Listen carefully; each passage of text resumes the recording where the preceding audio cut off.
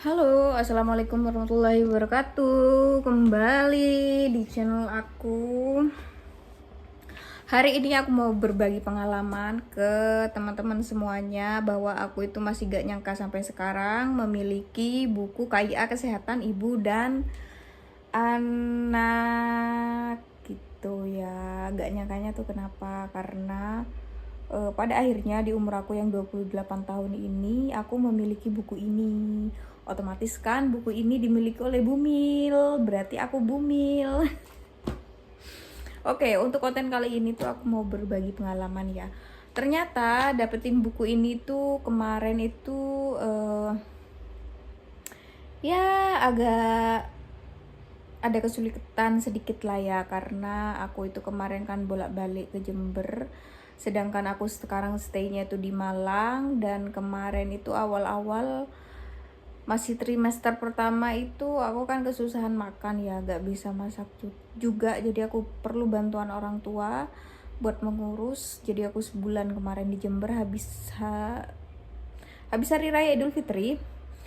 Aku di sana dan alhamdulillahnya ibuku itu sangat-sangat memperhatikan banget.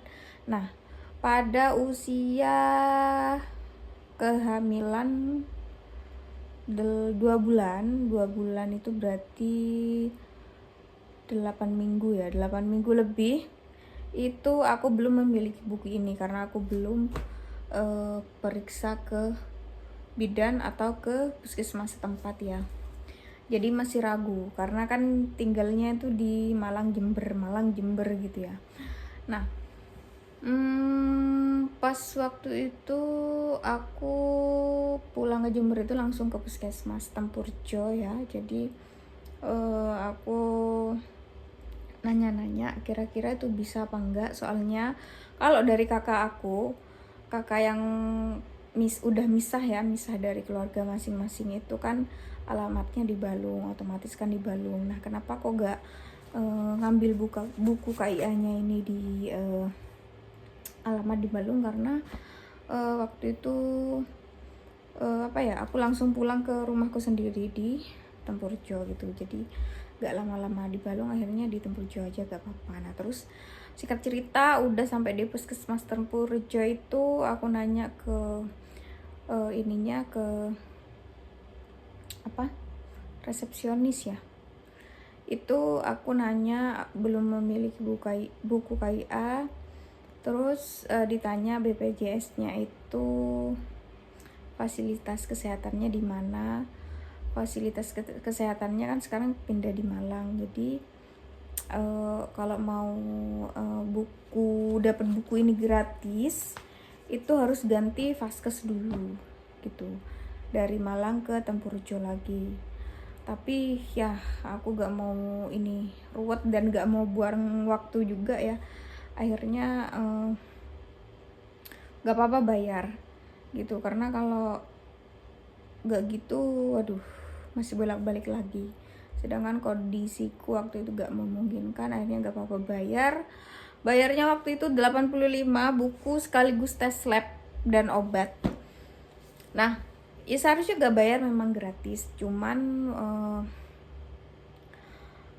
karena fasilitas kesehatanku BPJS-nya sudah bukan lagi di Tempurjo, di Jember ya, jadi gak apa-apa deh bayarnya itu 85 buku KIA itu sama obat sama tes lab gitu. Oke, pas waktu itu udah selesai, udah tinggal megang buku ini. Bu bidannya juga ngasih pertanyaan-pertanyaan, dan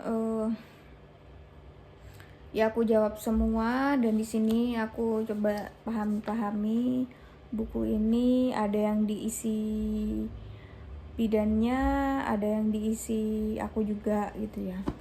Otomatis ini menurutku buku KIA ini untuk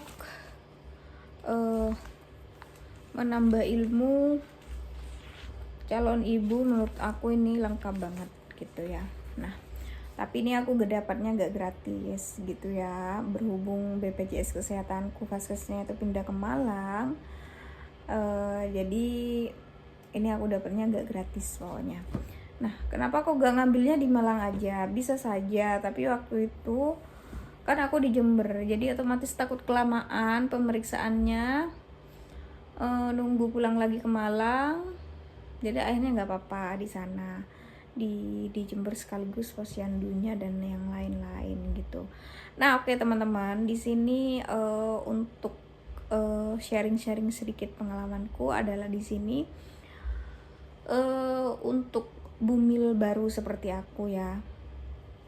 Kalau tips dari aku sedikit ya, tips jangan gopo, apa ya istilahnya, jangan gerasa gerusu, jangan takut, jangan gini jangan gitu, jangan banyak pikiran. Itu memang iya, dijalanin aja, santai ya. Ya kalau memang garis 2 hamil ya langsung aja ke bidan atau ke puskesmas atau ke ini atau ke itu gitu. Jangan memasukkan semua omongan orang di otak ya, karena kan pendapat orang tuh beda-beda, A, B, C dan D sampai Z itu nanti bisa nambah-nambah pikiran. Contohnya, kamu hamil harus ke sini, harus ke situ, baiknya harus ke sini, ke sini. Itu terserah, tergantung kemauannya kamu mau periksa di mana dari awal atau mau pindah periksa dari mana, itu terserah kamu. Nah, ini untuk tes lab yang aku jalani di Puskesmas Tempurjo itu ada beberapa tes ya, tes darah. Golongan darahku itu O+ ternyata. Dulu itu aku pernah ngecek O, tapi ini berubah lagi O+ ya, entah gimana, pokoknya udah O+. Mungkin yang dulu itu salah. Dan alhamdulillah gak memiliki penyakit apapun, HIV atau yang sembarang kalirnya itu gak ada. Terus hasil USG-nya itu juga di stepes jadi satu di sini sama bidannya itu. Waktu aku pemeriksaan di Dokter Wayan Malang Sawo Jajar ya. Ini aku USG-nya itu 3 kali. Aku USG 3 kali. Yang pertama itu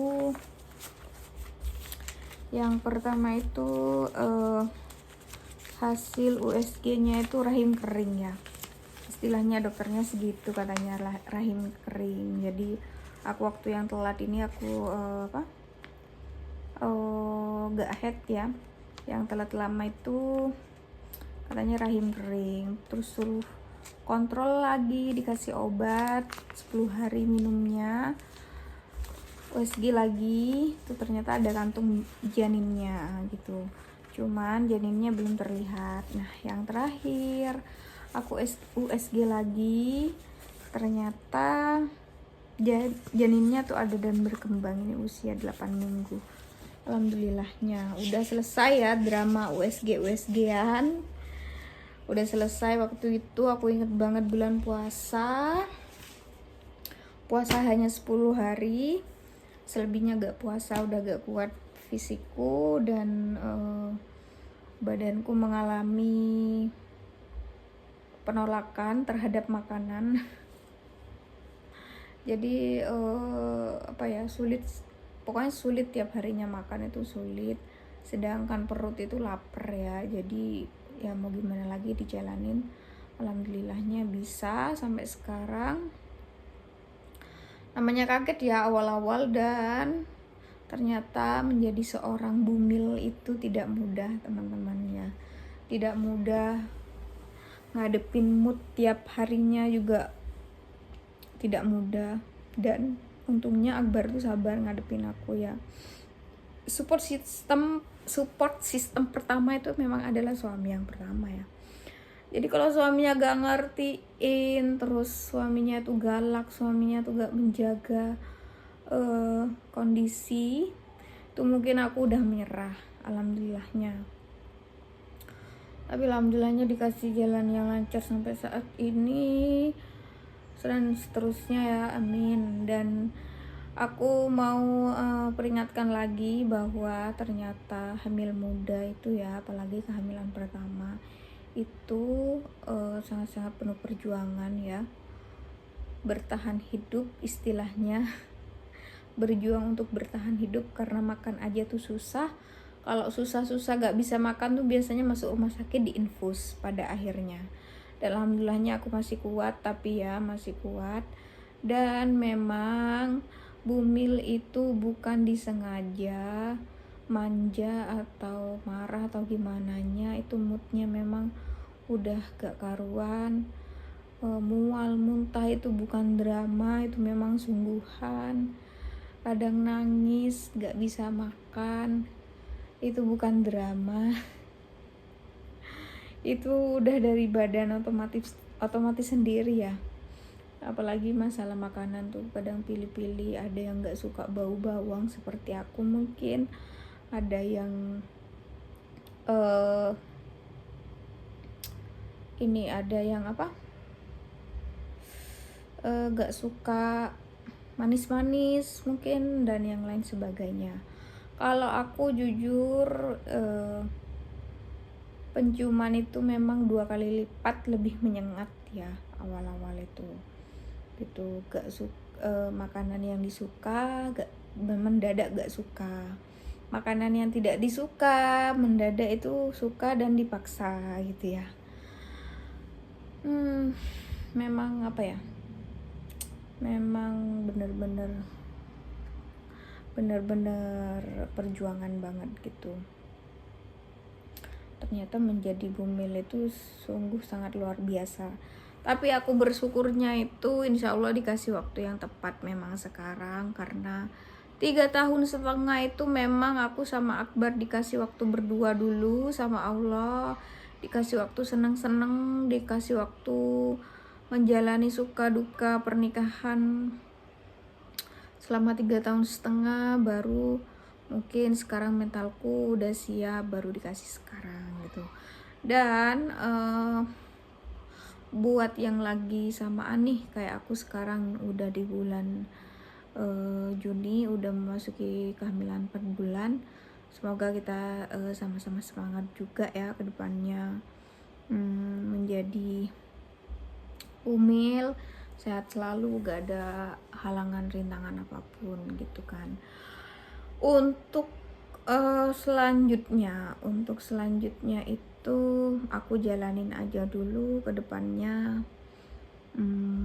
Untuk sekarang itu makannya alhamdulillah sudah enak, walaupun terkadang rasa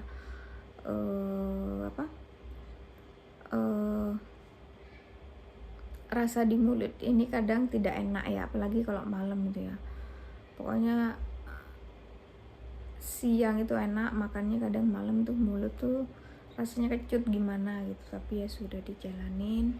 Alhamdulillah selama pemeriksaan beberapa kali sehat, gak ada kekurangan suatu apapun. Detak jantung bayi itu janin aman gitu ya. Ya itulah namanya dikasih keturunan ya, harus memang dijaga dengan baik pola hidupnya, sekalipun itu memang kadang capek, kadang gimana gitu ya, tapi harus tetap berjuang gitu, karena memang mendapatkan garis 2 itu tidak mudah ya. Sama halnya seperti aku juga termasuk bukan tipe orang yang tidak mudah mendapatkan garis 2, karena sudah pernikahan 3,5 tahun gitu ya.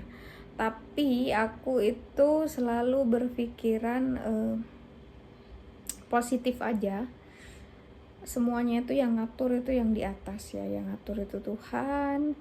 Baiknya gimana, gak baiknya gimana gitu ya. Untuk perkataan-perkataan orang gak aku pikirin gitu loh.